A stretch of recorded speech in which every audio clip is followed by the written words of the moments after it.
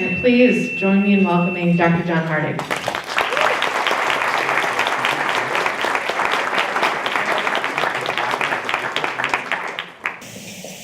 Well, it's a real pleasure to be here. So think about it, 50 years since the Rouge River caught on fire. What an amazing story, you know what I mean? But you all know it's 48 communities, it's portions of 3 counties, it's 1.3 million people. I always like to remind people, don't forget, it's 23% impervious surface, which is not a good thing. And, you know, just think of its industrial past, its industrial legacy down at the mouth of the Detroit River, near the Detroit River. And this is one of my favorite photos and favorite stories. And it was 1946 to 48, so it's like right after World War II. And just think there were no environmental laws. There were no environmental controls, right? And think of the arsenal of democracy. And what did they do with oil and petroleum products? They just discharged it to the Rouge, and the Rouge dumps into the Detroit River. Thank you. And so they quantified back then that 5.9 million gallons of oil and petroleum products were discharged to the Rouge and Detroit Rivers every year for those 3 years. It takes 1 gallon of oil to pollute 1 million gallons of water. That meant there's enough oil coming in to pollute the entire western basin of Lake Erie. All Michigan waters, all Ohio waters, all Ontario waters. So it was a cold winter, 1948, just like this last one. Lots of ice on the Detroit River, a few pockets of open water. Oil was in there. Waterfowl, as the upper Great Lakes froze over, the waterfowl come down as they've done for millennia on their migration, and they stop to rest and feed on the Detroit River. Ducks for wild celery, they land in the oil, and 12,000 ducks die in a single day. A group of duck hunters picked up those oil-soaked carcasses, threw them in a pickup truck, drove them up to Lansing, and you see the Capitol in the upper photo there, started throwing them on the sidewalk, throwing them on the steps of the Capitol, and called a press conference with MUCC, Michigan United Conservation Clubs, and said, how dare you do this to the place where we're raising our families, the place where we live and recreate. Looking back, they're credited now with starting the Industrial Pollution Control Program of Michigan. Then, adding insult to injury, all that oil was still out there, and a settling torch was dropped. And this October 9th, will be 50 years that the Rouge River caught on fire. The flame shot 50 feet high, and it took 5 pieces of fire department equipment and the John Kendall, that was the fireboat at that time, to contain the fire. They just had to let it burn out. But just like the Cuyahoga, just like the Buffalo, just like the Chicago rivers, these were an incredible part of our past. The Free Press said, when you have a river that burns, for crying out loud, you have troubles. It happened on Cleveland's Cuyahoga, and it hasn't happened now on our Rouge River. So here's some incredible photos, you know, of the building the concrete channel. But the most important thing is the Rouge was perceived as a working river in support of industry and commerce. We thought about it that way for over a century. So the pollution of the Rouge River was just part of the cost of doing business. So the 69 fire really documents peak water pollution and peak societal indifference to it.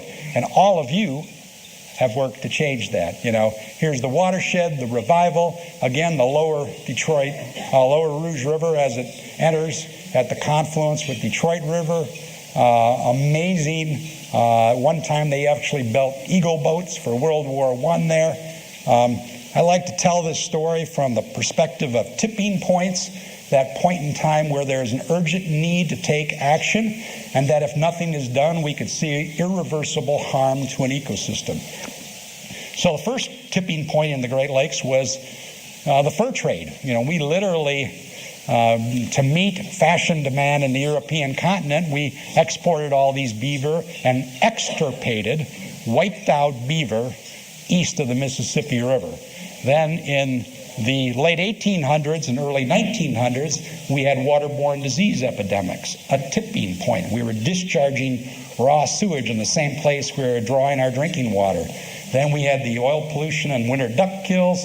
But then another one, a tipping point for the Rouge, was odor problems and raw sewage and leptospirosis in 1985. I'll tell you 3 quick stories. A photo from 1985. A group of people in Melvindale and Dearborn, they didn't have a lot of air conditioning back, not a lot of them. So back in 85, they kept their windows open at night, and they had this horrendous smell, and they blamed it first on Ford. First, they blamed it on everyone, and so no one was listening. The state didn't do anything, the federal government doing anything, so they put a petition together, amazing petition, and I saw the size of it, how many names were added to a petition saying you need to do something about this. So they looked into it, and what they found was that there was so much raw sewage in this concrete channel, right there, floating there with a dead carp. Carp can last on almost anything, and they were dying in the Rouge River. That it went anaerobic, the lack of oxygen, anaerobic, hydrogen sulfide was produced, it bubbled up. That's the smell of rotten eggs. Wind would blow it into these bedrooms at night, and that was the cause of that problem. Melvindale and Dearborn. Then, same year, a man and his family were recreating on the Rouge Parkway, and they were hiking, and the bank of the Rouge River was slippery, and he fell down the bank, got wet, no big deal. He dried off. They finished their picnic, went home, and started to get very ill. He died a little over 24 hours later of leptospirosis, rat fever. Unbelievable. All the county governments, the county health departments said it couldn't be the Rouge River. We don't know that for certain, but everyone in the watershed knew just how contaminated it was. So they had to issue a health advisory saying don't come in contact with the Rouge River. Can you imagine that? 1985. Third thing that happened that year is they looked at what would be the causes to this pollution. And it was called a study called the Quantity and Quality of Combined Sewer Overflows. Maybe you remember that, Mike. Major study of that. And it showed that the biggest contributor, everyone thought, was the city of Detroit, right? At the lower end of the Rouge River. And there were 168 combined sewer overflow points in the watershed. If Detroit did everything it should to eliminate CSOs, combined sewer overflows, there would not be a single improvement, measurable improvement in the Rouge River because of the 47 communities upstream. It was going to take a watershed initiative. And that's what happened. All 48 communities came together. Jim Murray was an early champion. The Rouge River Basin Committee was literally a committee of all 48 communities in the basin. Friends of the Rouge, the next year, ARAC, the National Wet Weather Demonstration Project, Alliance, ARC. Amazing. Today you look back and you have the first watershed in the United States to have a stormwater permit for all communities in the watershed. Pretty amazing accomplishment, and ARC is doing lots on coordinating watershed planning, support and monitoring. The 70s and 80s were all about pollution prevention and control back then, and then starting in the 90s were the CSOs, combined sewer overflows, and urban stormwater runoff. If you look back now, there's been 380 projects completed by 75 communities and agencies at a cost of over $1 billion since 1985. But of course, we're not done, right? This cleanup has led to improved water, sediment, and biological quality. We've eliminated these obnoxious odors from the Rouge River, remediation of Newburgh Lake, and a lifting of a health advisory on certain species. We have improved dissolved oxygen in the Rouge River, and some limited recovery of the invertebrates that live in the sediments and the fishery as well. Here's a slide that I like to show. This is, if you look at the top, it's kind of hard to read there. It's Military Road, and it's the lower Rouge, you know. So during the 80s and 90s, frequently, especially in the warm summer months and early fall months, dissolved oxygen would go to zero, okay? This scale on the bottom shows about 94 to about 2009, so 1994, most of the measurements of dissolved oxygen at Military Road on the lower Rouge River were below the 5 milligram per liter standard. That was clearly an improvement over the 80s, but we still had a ways to go. Now you look in the late, 2008 and 9, most of the measurements are above the 5 milligram per liter dissolved oxygen standard. But obviously, we're never done, and we have to do more to meet these long-term goals of restoring the physical, chemical, and biological integrity. We have to place more emphasis on pollution prevention and controlling contaminants at their source. Think of PFAS, per and poly, fluoro, alkyls, compounds, substances. Those, just how that can happen. We need to control contaminants at their source. We need to remediate the legacy of the Industrial Revolution. We still have more to do in the lower Rouge in terms of cleaning up contaminated sediments. We need to adequately control non-point source pollution and building more green infrastructure. In that second slide I showed you, we have 23% impervious surface in the watershed. Ecologists set a standard of 10. We would like to be at 10. We have a long ways to go.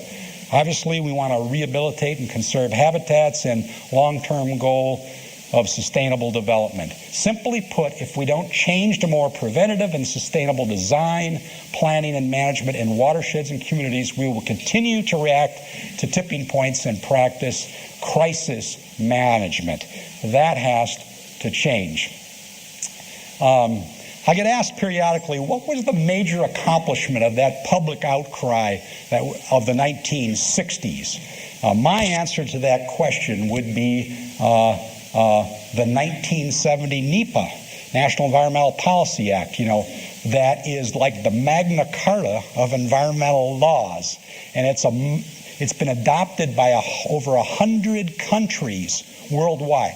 That was 1970. First Earth Day in 1970. The Clean Water Act of 72. The Canada-U.S. Great Lakes Water Quality Agreement of 1972. And the Endangered Species Act of 1973. What an amazing set of accomplishments from the outcry of people, okay? So what are the major accomplishments today? I would argue that it's the expansion and proliferation of organizations like yourself. Friends of the Rouge, non-governmental organizations. You have this amazing 33 years of history of restoring, protecting, stewarding, enhancing the watershed, education and collaboration. So, globally, what percentage of the people now live in urban areas? The answer to that is 54% of people on the earth now live in urban areas. What percent of the people living in both Canada and the United States, it's the same percentage, now live in urban areas? It's 80% of the people in the United States and Canada now live in urban areas. Where's the next generation of stewards going to come from? Environmentalists, conservationists? It's going to have to be from urban areas. And what you are doing is so critically important. Thank you for all you do to educate people that they are part of the Rouge watershed and not separate from it, to reconnect people to this amazing resource, develop a stewardship ethic, and foster collaboration. Thank you so much, and I look forward to much more out of you. Thank you.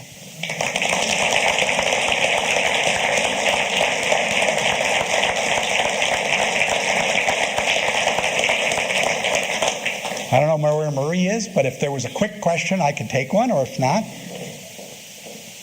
Jack? Just a comment, the leptospirosis case was interesting because the very next year we formed Friends of the Rouge, and we had hundreds of people going into Rouge River to clean up log jams and debris.